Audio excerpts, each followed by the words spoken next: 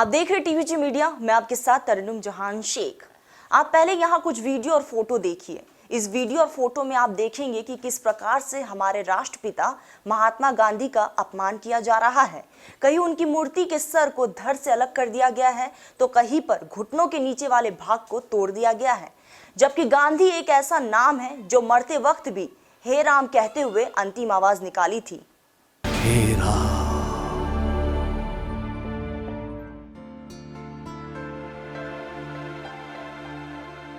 गांधी ने पूरी दुनिया में शांति और अहिंसा का संदेश दिया था, जिसने लोगों को राह दिखाई कि आप अपने हक के लिए हिंसा का नहीं, अहिंसा के मार्ग पर चलकर ही हक पा सकते हैं।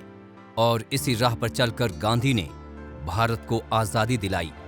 दुनिया भर में शांति और न्याय का संदेश देने वाले गांधी की मूर्ति का अपमान, उनका हश्र, खासकर हम भारतीयों के लिए एक विषय है जो दर्शाता है कि अभी भी दुनिया में ऐसे लोगों की कमी नहीं है जो सत्य और अहिंसा को छोड़कर हिंसा के मार्ग को आसान मानते हैं। ये लोग किस मानसिकता के हैं? उनके मन में आखिर क्यों इतनी गांधी के प्रति घृणा है? और इस प्रकार की घटनाएं आए दिन देश के साथ साथ विदेशों में भी होने लगी है। क्या गांधी जितने पहले लोकप्रिय थे उतने अब नहीं रहे? तो क्या विदेशों में अपनी साख खो रहे हैं महात्मा गांधी? ऐसा बिल्कुल नहीं है। आज भी गांधी के विचार को हम देवता तुल्य मानते हैं, लेकिन गांधी के विचारों को लेकर विदेशों में भी खेमे बनने लगे हैं। इसे बनाने में दूषित और हिंसावादी मानसिकता वालों का सबसे बड़ा हाथ है। कहीं पर लोग महात्मा गांधी को नस्ली मानकर ऐसा कर रहे हैं, तो कहीं पर शरारती तत्व अपने भड़ास को निकालने के लिए ऐसा करते हैं। ऐसा कर वो अपने मन में शांति और सुकून पाने का झूठा दिलासा देते हैं। वास्तविकता यह है कि ऐसे लोग मासिक दिवालिया के शिकार हैं। उन्हें अपने किए गए काम पर शर्मिंदगी इसलिए महसूस नहीं होती क्योंकि आज देश में गांधी के नाम पर राजनीति चल रही है। ये बात किसी से छिपी नहीं है कि गांधी के महान व्यक्तित्व को किसी पार्टी विशेष का जागीर समझ लिया गया है, जबकि हकीकत इससे कोसों दूर है। गांधी के हत्यारे की पूजा और उसकी महिमा का गुणगान करके पार्टी विशेष लोग उनकी महानता को कम करना चाहते हैं। उनके आदर्श और सिद्धांत को बौना साबित करने पर तुले हैं।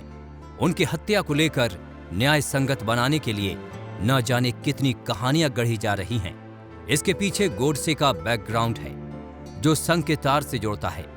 लेकिन भारतीय राजनीति में गांधी को छोड़कर किसी और के सहारे आगे बढ़ना नामुमकिन है, और इसी नामुमकिन को मुमकिन करने के लिए खास तबका लगा रहता है जो उनके अपमान करने के पीछे लगा रहता है। जब देश में स्थिति ऐसी ही हो तो अपमान उनका कहीं भी हो सकता है। बस होता यह है कि लोकेशन बदल जाते हैं। अभी हाल में जिस प्रकार से उनकी शहादत दिवस पर अमेरिका में उत्तरी कैलिफोर्निया के डेविस में स्थित सेंट्रल पार्क में लगी महात्मा गांधी की मूर्ति का अपमान हुआ, इसी क्रम का हिस्सा है। और महात्मा गांधी की मूर्ति को तोड़ भी दिया गया। इतना ही नहीं, मूर्ति का आधा चेहरा भी गायब है।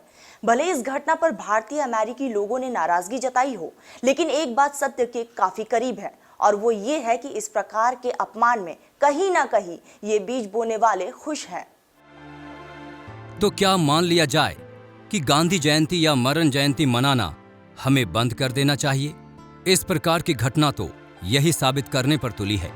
जबकि उसी दिन प्रधान सेवक मोदी जी ने राम जी के मंदिर का शिलान्यास किया था। गांधी जी के जाति और गुजराती समाज के प्रधानमंत्री और गृह मंत्री अपने सत्ता विस्तार की रणनीति में मस्त हैं। इसे आप क्या कहेंगे? और वहीं मोदी जी के शासनकाल में ही 2016 में अमेरिकी भारतीय दूतावास ने 294 किलोग्राम की ब्रॉन्ज की मूर्ति लगवाई और बापू को अमर कर दिया। उसी स्थान पर आरी से कटी गांधी जी की मूर्ति का गर्दन और कटा बदन भी जमीन पर मिला। इतना ही नहीं, अमेरिका की राजधानी वॉशिंगटन डीसी में इसी प्रकार की घटना हुई, जहां गांधी की मूर्ति का अपमान कुछ भारतीय मूल के लोगों ने किया।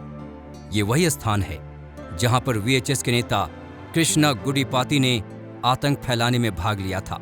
अब इस घटना के पीछे के तार को जोड़िए तो आईने की तरह सब कुछ साफ हो जाएगा। भले ही सरकार देश को विश्व गुरु बनाने का सपना दिखा रही है, लेकिन ये सब क्या राष्ट्रपिता के अपमान से पूरा होगा? कभी नहीं। आज जहां कहीं भी भारतीय है उनके अंदर जहर घोला जा रहा है, जिससे प्रवासी भारतीयों के बीच भी सोच की गहरी खाई पैदा हुई है और जिसका नतीजा दिख रहा है। वो दिन अब दूर नहीं जब देश में बापू का अपमान हो और कुछ प्रवासी भारतीय विश्व में अपनी अलग छाप ना छोड़ दें।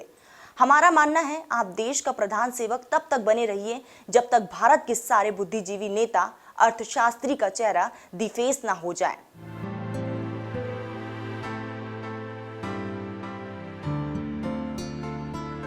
इस एपिसोड का अंत हम अल्लामा इकबाल की शायरी से कर रहे हैं, जिन्होंने क्या खूब कहा था, जाहिर की आंख से न तमाशा करे कोई, हो देखना तो दीदा ए दिल वाह करे कोई।